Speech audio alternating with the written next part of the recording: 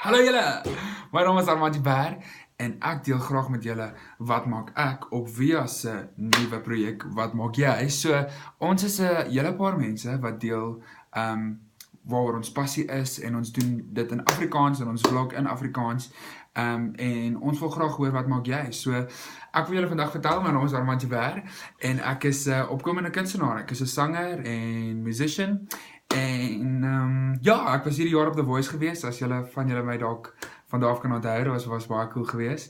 En ek wil net so 'n bietjie my journey met julle deel. Ek gaan julle op 'n avontuur vat van die musiekindustrie en kind of the life in the eye of an upcoming artist. En ja, ek was hierdie jaar op The Voice gewees, maar voor dit kom ek begin eers waar dit oral begin het. Dit nou begin in Witbank.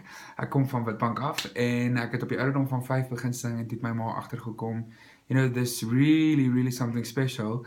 So op die ouderdom van 9 het ek begin, I was the opening act for soos kunstenaars van die ouderdom van 9 af tot 16. Was ek opening act vir Wynand en Cherie Strydom, Nicholas Lowry, Dylan, Monique Stein, Julius Matron, al die groot Afrikaanse kunstenaars. And I just always knew that this is what I wanted to do. I want to sing. So at the age of 16, I started doing homeschooling. En toe het ek begin voltyds uit in die musiekindustrie ingaan en ek het my video's begin post op social media, want toe die hele Facebook ding groot geword en toe sê ek net soos, jy weet, dis 'n great platform om jouself bloot te stel aan mense en jou musiek te deel. En toe het ek my heel eerste plate kontrak gekry deur Dinsdagdientjie, dis 'n show vir, of is 'n page op Facebook, gaan check dit uit, vir klomp opkomende kunstenaars wat hulle eie songs of cover songs kan deel.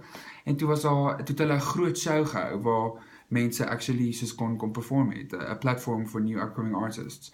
En toe het ek daarso gaan optree en toe het ek my heel eerste recording deal gekry.